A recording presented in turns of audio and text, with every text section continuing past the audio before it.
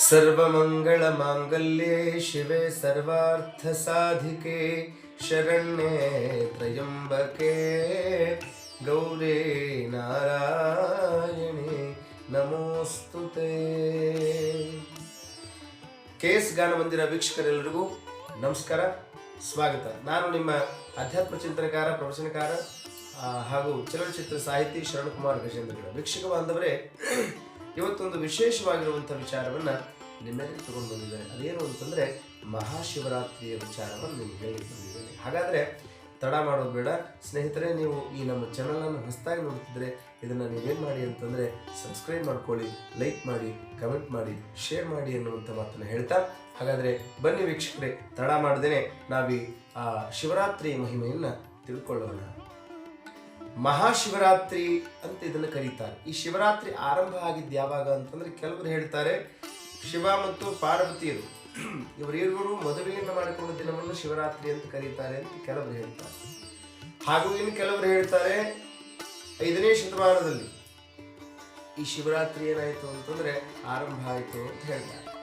ಕೆಲವರು ಹೇಳ್ತಾರೆ ಒಬ್ಬ ಬುಡಕಟ್ಟು ಜನಾಂಗದ ಒಬ್ಬ ವ್ಯಕ್ತಿ, ಆತ ಅಡವಿಯಲ್ಲಿ ರಾತ್ರಿ ಹೋಗ್ತಿರ್ತಾನೆ. ಹೋಗುವಾಗ ಅಲ್ಲಿ ದೂರದ ಒಂದು ಸ್ಥಾನದಲ್ಲಿ, ದೂರವಾಗಿರುವಂಥ ಒಂದು ಜಾಗ, ಆ ಸ್ಥಳದಲ್ಲಿ ಏನಿತ್ತು ಅಂತಂದ್ರೆ ಒಂದು ಶಿವಾಲಯ ಇತ್ತು. ಅಲ್ಲಿ ಪೂಜೆ ನಡೆದಿತ್ತು. ಹರಹರ ಅನ್ನುವಂಥ ಮಾತು, ಆ ಶಬ್ದ ಕೇಳುತ್ತಿತ್ತು. ಹರಹರ ಅನ್ನುವಂಥ ಕೂಗು ಕೇಳುತ್ತಿತ್ತು. ಶಿವ ಅನ್ನುವಂಥ ಕೂಗು ಕೇಳುತ್ತಿತ್ತು. ಅದನ್ನು ಕೇಳಿಸ್ಕೊಳ್ತಾ ಅವನೇನು ಮಾಡಿದ ಅಂದರೆ ಹೊರಟ. ಮುಂದೆ ಅದು ಅವನ ಕಿವಿನಲ್ಲೇ ಗುಯ್ಗುಡ್ತಿತ್ತು, ಕೇಳುತ್ತಿತ್ತು ಅವನಿಗೆ. ಹಾಗೆ ಹೋಗ್ತಿರ್ಬೇಕಾದ್ರೆ ಅವನಿಗೇನಾಯಿತು ಅಂತಂದರೆ, ಮುಂದೆ ಹೋದಾಗೆಲ್ಲ ಕತ್ತಲ ಆವರಿಸಿದ್ದರಿಂದ ಅವನಿಗೇನಾಯಿತು ಅಂದರೆ ದಾರಿ ತಪ್ಪಿ ಹೋಗ್ತದೆ. ದಾರಿ ತಪ್ಪಿ ಮೃಗಗಳು, ಖಗಗಳು ಕೂಗುವುದಂಥದ್ದನ್ನು ಕೇಳಿ ಅವನಿಗೇನಾಯಿತು, ಭಯ ಆಗ್ತದೆ. ಅವಾಗ ಒಂದು ಗಿಡ ಏರಿ ಕೂಡ್ತಾನೆ. ಅವಾಗ ಏರಿ ಕೂತಾಗ ಅವನ ತಲೆಯೊಳಗೆ ಬಂದದ್ದೇನು ಅಂದ್ರೆ ಅಲ್ಲೇನೋ ನಡೆದಿತ್ತಲ್ಲ, ಅದನ್ನೇ ಹರಹರ ಹರಹರ ಭಯಕ್ಕೆ ಆತ ತನ್ನ ಬಾಯಿಂದ ಹರಹರ ಶಿವಶಿವ ಶಿವಶಿವ ಅಂದ. ಇನ್ನು ನಿದ್ದೆ ಮಾಡಿದ್ರೆ ಯಾವುದಾದ್ರೂ ಮೃಗ ಬಂದು ನನ್ನನ್ನು ತಿಂದು ಬಿಡಬಹುದು ಅನ್ನೋ ಭಯಕ್ಕೆ ಅವನೇನು ಮಾಡಿದ ಅಂತಂದರೆ, ಆ ಏರಿ ಕುಳಿತಿರುವಂಥ ಗಿಡದ ಎಲೆಗಳನ್ನು ಒಂದೊಂದಾಗಿ ಹರಿದು ಕೆಳಗೆ ಹಾಕ್ಲಿಕ್ಕೆ, ನಿದ್ದೆ ಆಗಬಾರ್ದು, ನಿದ್ದೆಗೆ ಜಾರಬಾರ್ದು ಅಂತ ಹೇಳಿ. ಅದು ಬೆಳಗಾಗುವವರೆಗೂ ಹರಹರ ಶಿವಶಿವ ಅಂದ. ಆ ಗಿಡದ ಎಲೆಯನ್ನು ಕಿತ್ತಿ ಕೆಳಗೆ ಒಗೆದ. ಬೆಳಗಾದ ಮೇಲೆ ಗೊತ್ತಾಯಿತು ಅಲ್ಲಿ ಕೆಳಗಡೆ ಶಿವಲಿಂಗ ಇತ್ತು. ಅದನ್ನೇ ಜಾಗರಣೆ ಅಂತ ಕರೀತಾರೆ. ಶಿವನ ರಾತ್ರಿಯ ದಿವಸ, ಶಿವರಾತ್ರಿಯ ದಿವಸ ಜಾಗರಣೆಯನ್ನು ಯಾರು ಮಾಡ್ತಾರೆ ಅಂದರೆ ಎಚ್ಚರವಾಗಿರಬೇಕು, ಉಪವಾಸ ಇರಬೇಕು. ಆತ ಅಡವಿಯಲ್ಲಿ ಇದ್ದರಿಂದ ಊಟ ಮಾಡಲಿಲ್ಲ. ಆತನಿಗೆ ನಿದ್ದೆಯಾಗಲಿಲ್ಲ ಭಯಕ್ಕೆ. ಯಾವ ಭಯಕ್ಕೆ? ಪ್ರಾಣ ಭಯಕ್ಕೆ. ಮತ್ತೆ ನಿದ್ದೆ ಬರಬಾರದು ಅನ್ನುವಂಥ ಭಯಕ್ಕಾಗಿ ಆತ ಏನು ಮಾಡಿದ, ತಾನು ಏರಿ ಕುಳಿತಿರುವಂಥ ಗಿಡದಿಂದ ಎಲೆಯನ್ನು ಎತ್ತಿ ಅದನ್ನು ಎಸೆದ ಎಲ್ಲೇ ಕೆಳಗಡೆ. ಆ ಗಿಡ ಯಾವುದು ಅಂತಂದರೆ ಪತ್ರಿ ಗಿಡ ಅಂತ ಹೇಳ್ತಾರೆ. ಬಿಲ್ವಪತ್ರಿ ಇದಳ. ಆ ಬಿಲ್ವಪತ್ರಿಯನ್ನು ಶಿವನ ಮೇಲೆ ಅವ ಹರಹರ ಶಿವಶಿವ ಅಂತ ಹೇಳಿ ನಿದ್ದೆಗೆ ಜಾರಬಾರದು ಅನ್ನುವುದಕ್ಕಾಗಿ, ಸಮಯವನ್ನು ಹರಣ ಮಾಡುವುದಕ್ಕಾಗಿ, ಕಾಲ ಕಳೆಯುವುದಕ್ಕಾಗಿ ಆತ ಏನು ಮಾಡಿದ, ಅದನ್ನು ಎಸೆದ.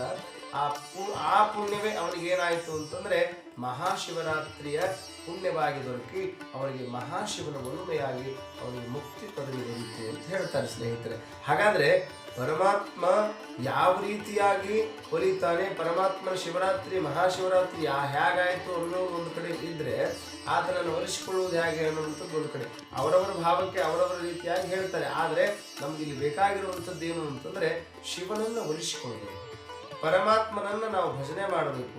ಮಹಾಶಿವರಾತ್ರಿಯ ದಿವಸ ಹಾಗಾದರೆ ಯಾವ ಹೂಗಳನ್ನು ಶಿವನಿಗೆ ಅರ್ಪಿತ ಮಾಡಬೇಕು? ಈಗಷ್ಟೇ ಹೇಳಿದೆ ನಾನು, ಬಿಲ್ವಪತ್ರದ ಎಲೆಗಳನ್ನು ಶಿವನಿಗೆ ಅರ್ಪಿಸಿದರೆ ನಮಗೇನಾಗ್ತದೆ, ಶಿವನ ಪ್ರೀತಿಯಾಗಿ ಪದವಿಯನ್ನು, ಮುಕ್ತಿ ಪದವಿಯನ್ನು ಕೊಡ್ತಾನೆ ಅಂತ ಹೇಳಿದ್ರು. ಅವನು ತನ್ನ ಹತ್ರ ಕರ್ಕೊಂಡು ಹೋಗ್ತಾನೆ. ನಮಗೆ ಏನು ಮಾಡ್ತಾನೆ ಅಂತಂದರೆ, ಈ ಸಂಸಾರ, ಇಲ್ಲಿ ಈ ಜಗತ್ತಿನೊಳಗಿರುವಂಥ ಈ ಕಷ್ಟ ಕಾರ್ಪಣ್ಯಗಳನ್ನು ಕಳೀತಾನೆ. ಅದು ಯಾವುದರಿಂದ ಅಂದರೆ ಬಿಲ್ವಪತ್ರೆಯನ್ನು ಏರಿಸೋದ್ರಿಂದ ಅಂತ ಹೇಳ್ತಾರೆ. ಹಾಗಾದರೆ ಇನ್ನೂ ಹಲವಾರು ಹೂಗಳು ಇವೆ. ಹೇಳ್ತಾರೆ ಹಲವಾರು ಹೂಗಳನ್ನು ಶಿವನಿಗೆ ಏರಿಸಿದ್ರೆ ಏನೇನು ನಮಗೆ ಲಾಭದಾಯಕ ಆಗುತ್ತೆ, ಏನೆಲ್ಲವನ್ನು ಪಡ್ಕೊಳ್ಬಹುದು ಅಂತ ಹೇಳ್ತಾರೆ. ಹಾಗಾದರೆ ಬನ್ನಿ, ಒಂದು ಹೂವಿನ ಹೆಸರನ್ನು ಹೇಳ್ತೀನಿ ನಿಮಗೆ. ಒಂದು ಹೂವು ಯಾವುದು ಅಂತಂದರೆ ಬಹಳ ವಿಶೇಷವಾಗಿರುವಂಥ ಹೂವು ಅದು. ಅದಕ್ಕೆ ಅಗಸೆ ಹೂವು ಅಂತ ಕರೀತಾರೆ. ಅಗಸೆ ಹೂಗಳಿಂದ ಶಿವನನ್ನು ಪೂಜೆ ಮಾಡಿದರೆ ಪೂರ್ವಜರಿಗೆ ಏನಾಗ್ತದೆ, ಮೋಕ್ಷ ದೊರೆಯುತ್ತದೆ ಅಂತ ಹೇಳ್ತೀವಿ. ಈ ಮಹಾಶಿವರಾತ್ರಿಯ ದಿವಸ ಅಗಸೆ ಹೂಗಳನ್ನು ಶಿವನಿಗೆ ಅರ್ಪಿತ ಮಾಡಿದರೆ ಅದಕ್ಕೆ ಅವತ್ತೇನಾಗ್ತದೆ ಅಂತಂದರೆ ಪೂರ್ವಜರಿಗೆ ಮೋಕ್ಷ ಸಿಗುತ್ತದೆ ಅಂತ ಹೇಳ್ತಾರೆ. ಮತ್ತೆ ಎಕ್ಕೆ ಹೂಗಳಿಂದ ಶಿವನನ್ನು ಪೂಜೆ ಮಾಡಬೇಕಂತ. ಈ ಎಕ್ಕೆ ಹೂವು ಅಂತ ಸಿಗ್ತದೆ, ಎಕ್ಕೆ ಗಿಡ ಅಂತ ಇರ್ತದೆ ನೋಡಿ, ಬೆಳೆ ಎಕ್ಕದ ಆ ಹೂವನ್ನ ಏನು ಮಾಡಬೇಕು ಅಂತಂದ್ರೆ ತಂದು ಶಿವನಿಗೆ ಅರ್ಪಿತ ಮಾಡಬೇಕಂತ. ಒಂದು ಹೂವನ್ನು ಶಿವನಿಗೆ ಅರ್ಪಿತ ಮಾಡಿದರೆ ಎಷ್ಟು ಲಾಭ ಇದೆ ಅಂತ ಹೇಳ್ತಾರೆ. ಈ ವಾಹನವನ್ನು ಖರೀದಿ ಮಾಡಬೇಕು ಅನ್ನುವಂಥ ಬಯಕೆ ನಮಗಾಗಿರುತ್ತೆ. ಅಂದರೆ ವಾಹನವನ್ನ ಕೊಂಡುಕೊಳ್ಳಬೇಕು ಅನ್ನುವಂಥ ಆಸೆ ಇರ್ತದಲ್ಲ, ಅಂಥವರು ಶಿವರಾತ್ರಿಯ ದಿವಸ ಈ ಬಿಳಿ ಎಕ್ಕೆಯ ಗಿಡದ ಹೂವನ್ನು ತಗೊಂಡು ಹೋಗಿ ಪರಮಾತ್ಮನಿಗೆ ಶಿವಲಿಂಗದ ಮೇಲೆ ಇಟ್ಟು ಪೂಜೆ ಮಾಡಿ ಭಕ್ತಿಯಿಂದ ನಮಸ್ಕಾರ ಮಾಡಿದರೆ ಸಾಕಂತೆ ಶಿವನ ಅನುಗ್ರಹ ನಮಗಾಗ್ತದೆ. ನಾವು ಬಯಸಿದಂಥ ವಾಹನ ನಮಗೆ ದೊರೆಯುತ್ತದೆ, ಪುಣ್ಯಾತ್ಮರಿಗೆ. ಇದು ಸತ್ಯ. ಅಂದರೆ ಭಕ್ತಿಯಿಂದ ಶಿವನಿಗೆ ನಾವು ಭಕ್ತಿಯನ್ನು ಅರ್ಪಣೆ ಮಾಡಿ ಶಿವಲಿಂಗದ ಮೇಲೆ ಎಕ್ಕಿ ಹೂವನ್ನು ಅರ್ಪಿಸಬೇಕು. ಅಂದಾಗ ನಾವು ಬಯಸಿದ್ದು ನಮಗೆ ದೊರೆಯುತ್ತದೆ. ಮತ್ತು ಇನ್ನೂ ಹೇಳ್ತಾರೆ ಏನು ಅಂತಂದ್ರೆ, ಈ ಅಗಸೆ ಹೂಗಳಾಯ್ತು, ಎಕ್ಕಿ ಹೂಗಳಾಯ್ತು, ಮತ್ತು ಇನ್ನೊಂದು ಹೂವು ಸಿಗುತ್ತದೆ. ಅದು ಯಾವ ಹೂವು ಅಂತಂದ್ರೆ, ಆ ಹೂವಿನ ಹೆಸರು ಬಹಳ ಸುಂದರವಾಗಿದೆ, ನಾಗಸಂಪಿಗೆ ಅಂತ ಹೇಳ್ತಾರೆ. ಆ ನಾಗಸಂಪಿಗೆ ಬಹಳ ವಿಶೇಷವಾಗಿರುವಂಥದ್ದು. ಆ ನಾಗಸಂಪಿಗೆ ಹೂವನ್ನ ಯಾರು ಶಿವನಿಗೆ ಅರ್ಪಣೆ ಮಾಡ್ತಾರೆ ಅವರಿಗೆ ಏನೆಲ್ಲ ಪ್ರಾಪ್ತಿ ಆಗ್ತದೆ, ಅವರು ಬಯಸಿದ್ದೇ ಆಗ್ತದೆ. ಆದರೆ ಅವನಿಗೆ ಬಹಳ ಪ್ರೀತಿ ಅಂತ. ಯಾರಿಗೆ? ಶಿವನಿಗೆ ಬಹಳಷ್ಟು ಪ್ರೀತಿ ಆಗಿರುವಂಥದ್ದು ಯಾವುದು ಅಂತಂದ್ರೆ ನಾಗಸಂಪಿಗೆ. ಆ ನಾಗಸಂಪಿಗೆ ಆ ಹೂವು ಈಗ ಸಿಗಲಿಕ್ಕಿಲ್ಲ, ಯಾಕಂದ್ರೆ ಇಲ್ಲೆಲ್ಲೂ ಅದು ಸಿಗಂಗಿಲ್ಲ. ಅಡವಿಯೊಳಗೆ ಹಿಂದೆ ಸಿಗ್ತಿತ್ತಂತೆ. ಈಗ ಎಲ್ಲಾದ್ರೂ ಹುಡುಕಿದ್ರೆ ಸಿಗ್ಲಿಕ್ಕೆ ಎಲ್ಲಿ ಸಿಗ್ತದೆ ಅಂತಂದ್ರೆ ಎರಡು ಸ್ಥಳಗಳಿವೆ. ಯಾವುದು ಅಂತಂದ್ರೆ ಒಂದು ಶ್ರೀಶೈಲಗಿರಿ, ಒಂದು ಶ್ರೀಶೈಲದಲ್ಲಿ, ಮತ್ತು ಇನ್ನೊಂದು ಮಹಾನಂದಿಯಲ್ಲಿ ಇವು ಸಿಗುತ್ತವೆ ಅಂತ ಹೇಳ್ತಾರೆ. ನಾಗ ಸಂಪಿಗೆ ಅದು ಆ ಹೂವು ಹೇಗಿರ್ತದೆ ಅಂತಂದ್ರೆ, ಈಗ ಸುತ್ತಾಕಾರವಾಗಿ ಮಾಡಿಕೊಂಡು ಆ ಹೂವಿನ ಮೇಲೆ ಹಿಂಗೆ ನಾಗದ ಹೆಡೆಯ ಆಕಾರ ಇರ್ತದೆ. ಹೂ ಹಿಂಗೆ ನಾಗರ ಹೆಡೆ ಬಾಗಿರ್ತದಂತೆ. ಮಧ್ಯಕ್ಕೆ ಶಿವಲಿಂಗದ ಇದು ಮೂರ್ತಿ ಇರುವ ರೀತಿಯೊಳಗೆ ಹೂವು ಇರ್ತದಂತೆ ಸ್ನೇಹಿತರೆ.